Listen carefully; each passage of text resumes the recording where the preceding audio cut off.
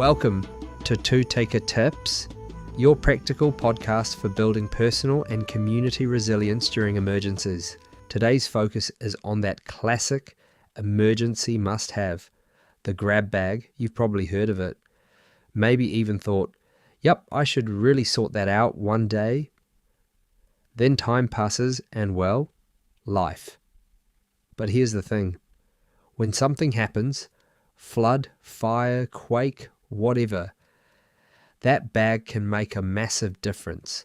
It's not about being fancy or paranoid. It's just about being a bit ready, so you're not scrambling when you least need the extra stress.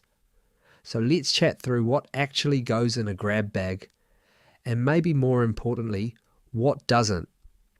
A grab bag, or go bag, is just a small pack with essentials you'd want if you had to leave home in a hurry.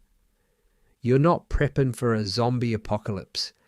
It's more like, how do I get through the next 24 to 72 hours comfortably enough until I can get somewhere safer or get some help?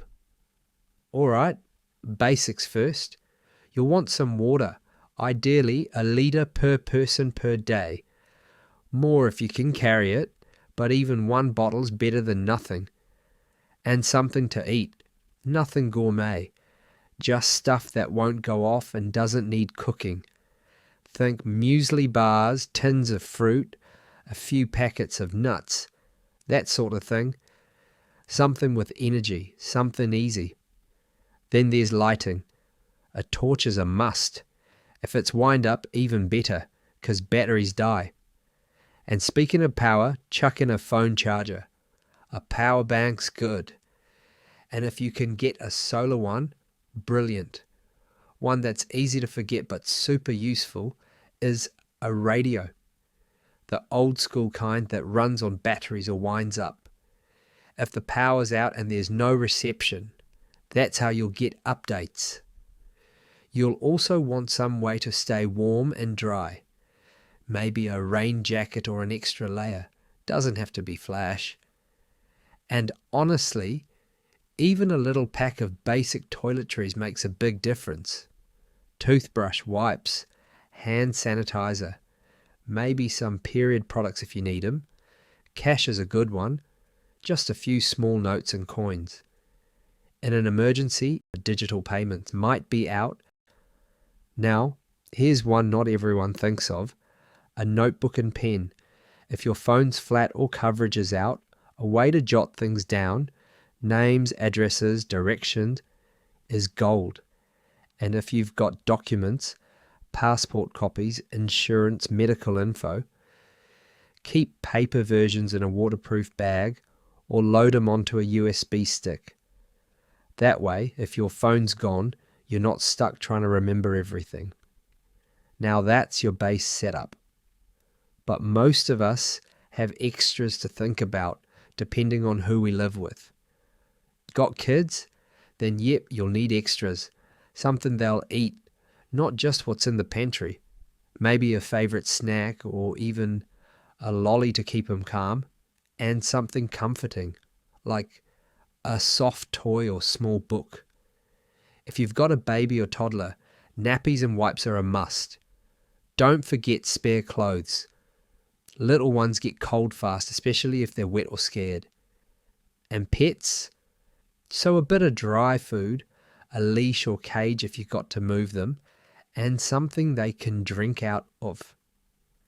Even an old takeaway container does the trick. If anyone in your household has medical needs, and this one's huge, try to keep a week's worth of their meds in the bag.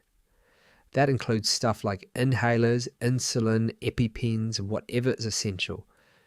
It's also smart to write down any medical conditions or allergies, just in case you can't explain them yourself. Oh, and glasses or hearing aid batteries if anyone needs those. Easy to forget, but hard to go without. Now, what doesn't need to be in your grab bag? You don't need a full pantry, or a camp stove, or every emergency item from the hardware store. If your bag's too heavy, you won't want to take it. And if you've got to run or help someone else, you'll regret lugging a kilo of baked beans. Trust me. Stick with stuff that'll get you through those first few days with less panic and more comfort. And here's a practical one. Don't store the bag under the bed or in the garage behind the mower. Keep it somewhere you can actually grab it, by the front door, in your car, or under your work desk if that's where you are most days. Final tip, check it every few months. Set a reminder in your phone if you have to. Just pull it out, swap expired food, check the batteries, and make sure everything still fits, especially for growing kids. You'd be amazed how quickly those spare clothes stop being useful. You don't have to get it all perfect straight away. Even just having a few basics packed and ready is a huge win. Build it up slowly and update it now and then. Alright, that's us for today. If you've already got a grab bag, ka pai, give it a once over this week. And if you haven't, no stress, just start small.